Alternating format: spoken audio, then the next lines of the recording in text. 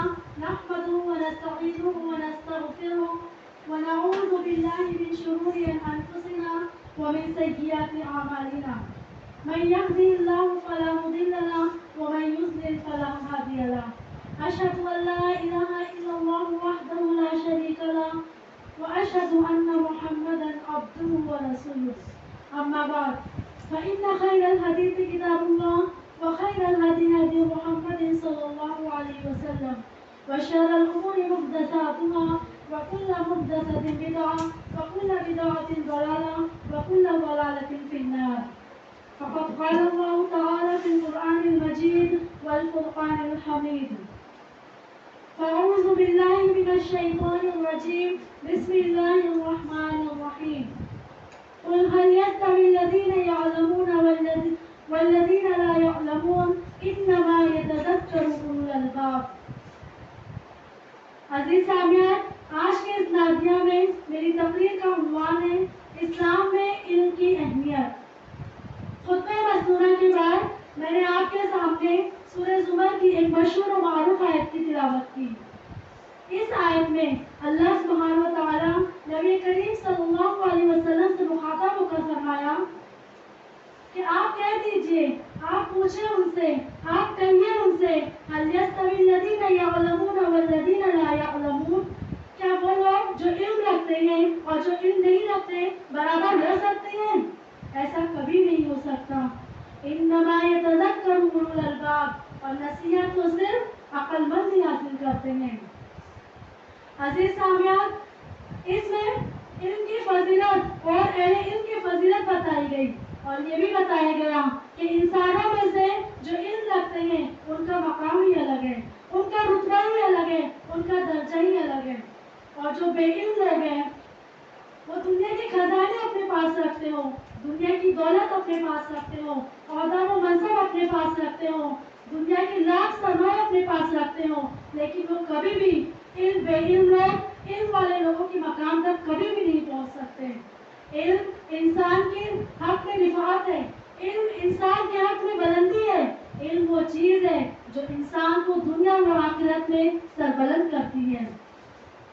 عزیز سامعین، مذہب اسلام میں جو علم کی اہمیت ہے وہ ہم میں سے کسی سے مخفی نہیں ہے. اس سلسلے میں سب سے بڑی بات یہی ہے کہ نبی کریم صلی اللہ علیہ وسلم کے سر پر جب تاج نبوت رکھا گیا تو سب سے پہلے آپ کا آسمان سے رابطہ ہوا.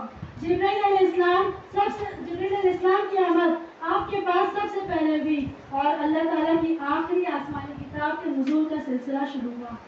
آخری نبی کے بعد جو وحی کا سلسلہ شروع ہوا، قرآن مجید کی جو آیت پہلی آیت تھی. ویسے تو قرآن میں کتنی ہی تعلیمات نہیں ہیں، کیسی تعلیمات نہیں ہیں، لیکن اللہ رب العالمین نے وحی کے آغاز کے لیے جو سب سے پہلے قرآن مجید میں وحی فرمایا اقرأ بسم ربک الذی خلق خلق الانسان من علق اقرأ وربک الاکرم الذی علم بالقلم علم الانسان ما لم یعلم. پہلی وحی جس کے ذریعے سے آپ صلی اللہ علیہ وسلم کے سر پر تاج نبوت رکھا گیا، اس پہلی وحی کا پہلا لفظ اقرأ. کیا ہے پیغمبر؟ آپ پڑھیے. غور کیجیے میری بہنوں، عرب قوم اس وقت اس زمانے میں پوری دنیا میں جاہلیت سے مشہور تھی. ان پڑھ قوم کی حیثیت سے جانی جاتی تھی. اور اس وقت پورے عرب قوم میں جو لوگ پڑھے لکھے تھے وہ انگلیوں پر گنے جاتے تھے. اس وقت پڑھنے لکھنے کا رواج بہت کم تھا اور ایک امی نبی اور اسے ایک امی قوم میں سے ایک فرد اور ایک نبی. آپ بھی نبی امی، آپ بھی پڑھنا لکھنا نہیں جانتے تھے اور آپ کے پاس جو پہلی وحی آئی اس کا پہلا لفظ اقرأ. کیا ہے پیغمبر؟ آپ پڑھیے. اس میں اس جانب اشارہ تھا کہ قرآن کے نزول کے بعد، آخری نبی کی بعثت کے بعد کا جو زمانہ ہے، قرآن کے نزول کے بعد کا جو زمانہ ہے وہ علوم و فنون کی ترقی کا زمانہ ہے. اہل علم نے کہا کہ اللہ تعالیٰ نے کہا پڑھو. کیا پڑھنا ہے یہ نہیں کہا گیا، یہ نہیں بتلایا گیا کہ کیا پڑھنا ہے. اس کا مطلب یہ ہے کہ ہر علم کو پڑھو، ہر فن کو پڑھو اور ہر ہنر کو پڑھو. انسانیت کے حق میں جو نفع नफा बख्श इल्म है उसको पढ़ो, हर इल्म, हर फन और हर हुनर को पढ़ो। शर्त ये है कि बिस्मि रब्बिक शर्त है, यानी जो इल्म है, जो फन है, जो हुनर है, उसमें बिस्मि रब्बिक शर्त है।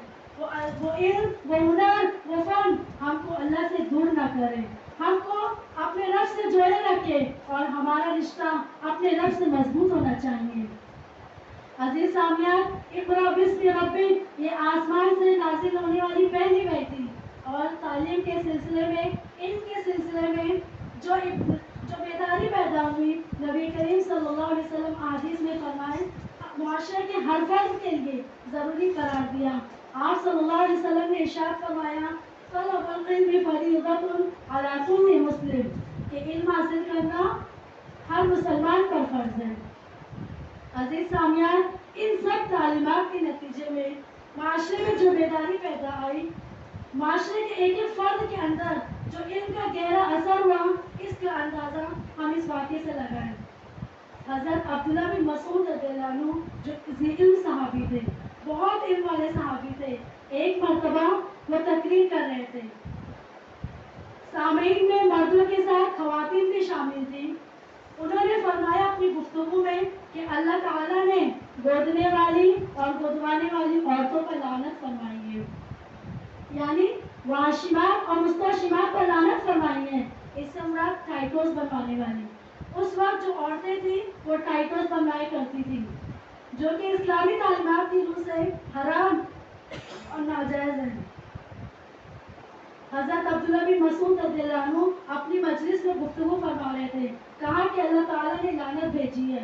ये कहना ही था कि उस मजलिस में से एक औरत उठ खड़ी हुई और उसने कहा, ऐ हज़रत अब्दुल्ला बिन मसूद रज़ियल्लाहु अन्हु, आप कह रहे हैं कि अल्लाह ताला ने लानत भेजी वाशिमात और मुस्तशिमात पर। मैंने पूरा कुरान पढ़ रखा है लेकिन मुझे ऐसी कोई आयत नहीं मिली। हज़रत अब्दुल्ला बिन मसूद रज़ियल्लाहु अन्हु ने कहा कि है कुरान में।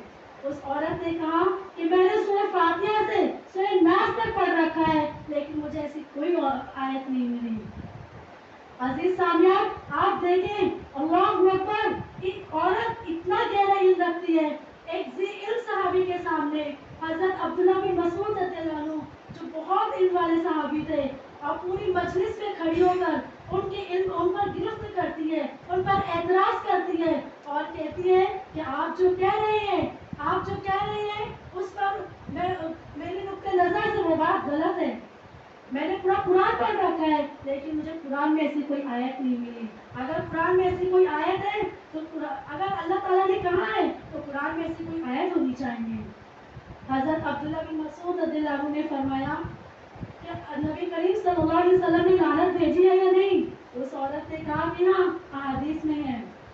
उन्होंने कहा अल्लाह ताला ने कुरान मजीद में फरमाया वमा आताकुमुर रसूल फखुदूहु वमा नहाकुम अन्हु फंतहू, कि रसूल तुम्हें जो दे उसे ले लो और जिससे तुम्हें रोके उससे रुक जाओ। उन्होंने कहा कि हज़रत अब्दुल्ला बिन मसूद रज़ियल्लाहु अन्हु ने उस औरत से कहा कि अल्लाह ताला ने फरमाया कि रसूल जो तुम्हें दे उसे ले लो और जिससे रोके उससे रुक जाओ, तो नबी करीम सल्लल्लाहु अलैहि वसल्लम ने लानत भेजी है। इसी तरह अल्लाह ताला की लानत के बराबर हुआ। नबी सल्लल्लाहु अलैहि वसल्लम की लानत अल्लाह ताला की लानत के बराबर हुआ। तब उस औरत ने उस बात को तस्लीम किया। अजीज सामियान, गौर कीजिए कि एक औरत एक सहाबी इल्म सहाबी के सामने चैलेंज बनकर खड़ी होती है। ये इस्लाम का फैज़ था। हमें इससे ये पता चलता है कि उस माशरे में एक एक फर्द के अंदर इल्म का कितना गहरा असर हुआ। इसी तरह इल्म बहुत बड़ी चीज़ है, इल्म बहुत बड़ी दौलत है और इल्म अल्लाह ताला का फज़्ल है। अल्लाह ताला ने नबी करीम सल्लल्लाहु अलैहि वसल्लम से कुरान मजीद में मुखातब होकर फरमाया, ऐ नबी, हमने आपको इल्म दिया जो आप नहीं जानते थे, हमने आपको वो बातें सिखाई जो आप इससे पहले नहीं जानते थे और हमने आपको इल्म से नवाज कर आप पर बड़ा फज़्ल व करम किया। इसी तरह अल्लाह ताला ने जब आदम अलैहिस्सलाम को पैदा किया और फरिश्तों को सजदा करने के लिए कहा, फरिश्ते जो नूरानी मखलूक है और किस बिना पर हज़रत आदम अलैहिस्सलाम के सामने सजदा करने के लिए कहा, वो दौलत उन्हें दी गई थी जो फरिश्तों को नहीं दी गई थी। वो दौलत जो थी कुरान में फरमाया वो अल्लमा आदम अल अस्मा कुल्लहा, کہ حضرت آدم علیہ السلام کو علم کی دولت سے نوازا گیا تھا۔ اسی لیے نبی کریم صلی اللہ علیہ وسلم نے فرمایا کہ دنیا میں اللہ تعالیٰ جس کے ساتھ بھلائی کا ارادہ کرتا ہے، مشہور حدیث ہے، آپ نے فرمایا من یرید اللہ یفقہہ فی الدین، کہ اللہ تعالیٰ جس کے ساتھ بھلائی کا ارادہ کرتا ہے اس کو دین کی سمجھ عطا کرتا ہے۔